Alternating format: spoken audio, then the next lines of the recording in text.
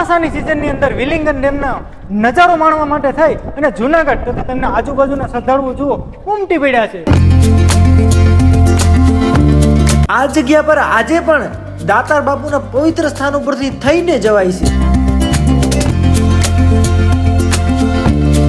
તો ડેમ ઉપર આવતા જ આપણને એવું લાગે કે જાણે આખા ગિરનારનું પાણી અહીંયા જ જમા થતું હશે. વિલિંગન ડેમની સાથે સાથે તમે વન્ય પ્રાણીઓને એકદમ નજીકથી માણી શકો આ ચોમાસાની સિઝનની અંદર.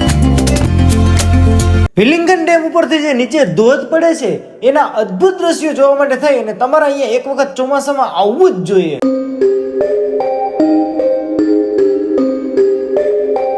ચોમાસાની સિઝન હોય અને પ્રકૃતિ સોળે કળાએ ખીલી હોય અને ઝીણો ઝીણો વરસાદ આવતો હોય અને વિલિંગન ડેમ ઉપર પ્રકૃતિનો મજા માણવાનો જે સમય છે ખરેખર આ ચોમાસાનો બહુ સારો સમય છે. એક વખત બધું કામ મૂકી બધી વસ્તુ મૂકી અને જુનાગઢ આવવાનું ભૂલતા નહીં. પ્રકૃતિની દ્રષ્ટિએ સૌથી બેસ્ટ સ્થળ એટલે જુનાગઢ અને એ જુનાગઢને પાણી પૂરું પાડતો ડેમ એટલે વિલિંગન ડેમ અને એનો ચોમાસાની અંદર જે નજારો છે ખરેખર એ જોઈ અને આપણું મન છે ને એ મંત્રમુગ્ધ થઈ જવાનું છે.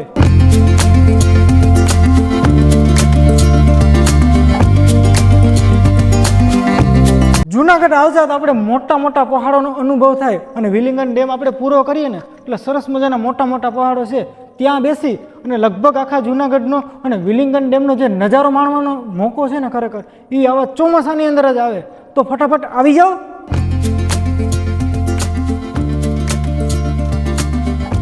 તો મિત્રો સરસ મજાનું વિલિંગન ડેમ જોયો અને જુનાગઢની એક એવી જગ્યા કે ઉપરકોટ ફોર્ટ કહેવાય કે જ્યાં જુનાગઢના રાજા રજવાડાઓ સરસ મજાની ઘણી બધી ઐતિહાસિક દ્રષ્ટિઓ દર્શાવેલી છે. ચાલો ફટાફટ જોઈ લઈએ. ઉપરકોટને ફરતે જે મોટી મોટી દિવાલો મારવામાં આવી છે એના પથ્થર જોઈ એટલે થોડીક વાર તો આપણું મગજ જ કામ ન કરે. એના પથ્થર જુઓ આપણી બચમાં પણ આવતા નથી. આખા ઉપરકોટ કિલ્લાને ફરતે મારવામાં આવ્યા છે. જોરદાર. તો મિત્રો આ છે શાયદ નીલમ તોપ અને જે તે સમયે દીવથી અહીંયા તેને લાવવામાં આવ્યો હતો. આનો ઇતિહાસ કંઈક એવું કહે છે અને લગભગ આને એક જ વખત ફોડવામાં આવી હતી. બોલો. તો મિત્રો આપણા જુનાગઢમાં એક વર્ષોથી ઐતિહાસિક એવી જગ્યા કે જે રાણક દેવીનો મહેલ કહેવાય તમારે જોવો છે તો હાલો તમને બતાવી દઉં.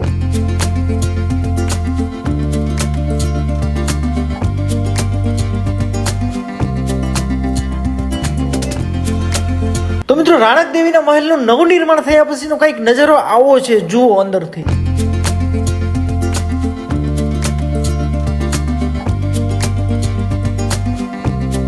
તો જુઓ મિત્રો મહેલની જે સાઇઝ છે એ જુઓ તમે. બહુ એટલે બહુ વિશાળ સંખ્યામાં મહેલ ફેલાયેલો છે. તમે જુઓ અહીંયા લગભગ મારા અંદાજ પ્રમાણે કેટલા લોકો રહેતા હશે જે તે સમય. એને જુઓ જે આ મંદિરનો ઉપરનો ઘુમટ છે એ શાયદ નવું કરેલું છે. અમે એક વખત આવીએ ત્યારે આવું કંઈ નહોતું. અને જુઓ બધી જ બાજુ સરસ મજાનો એક જોરદાર મહેલ તૈયાર કરી દીધો છે. એવો મહેલ જુનાગઢનો કે જેને જોઈ અને આપણું મગજ છે ને થોડીક વાર મગજ કામ કરવાનું બંધ કરી દે. એના તમે જો આ મહેલની સાઈઝ જો આની અંદર મારા અંદર પ્રમાણે કેટલા લાખો મારા અંદર પ્રમાણે અહીંયા લગભગ 5-7 હજાર લોકો રહી શકે ને એવડી મહેલની અંદર મોટી સુવિધા છે. આ બધી જ વસ્તુ જૂનવાણી કાંઈ ઘટે નહીં ભાઈ. અને અંદર તો આપણે બીક લાગે એવું છે. જુઓ તો ખરા.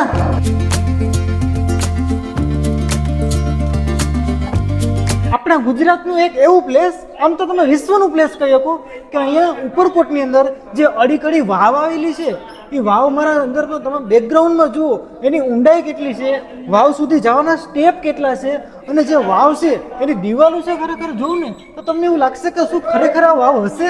પણ ખરેખર આનો ઘણો બધો ઐતિહાસિક ઇતિહાસ છે જે આપણને ખબર નથી. એ છતાં પણ અંદર જે વાવ છે ચાલો હું તમને ફટાફટ બતાવી દઉં.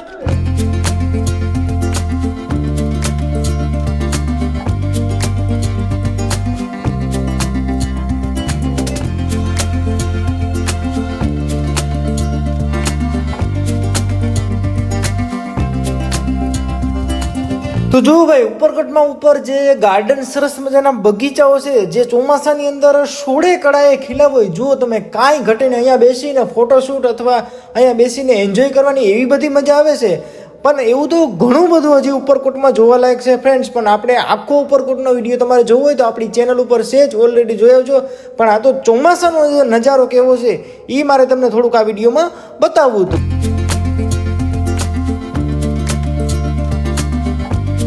એટલે ભાઈ એટલી બધી વસ્તુ જુનાગઢમાં જોઈ અને જુનાગઢનો મિની તાજમહેલ તમને ન બતાવું એવું થોડું બને. જોવો ને તમારો મકબરો જુનાગઢનો, હાલો ને તમને બતાવી દઉં.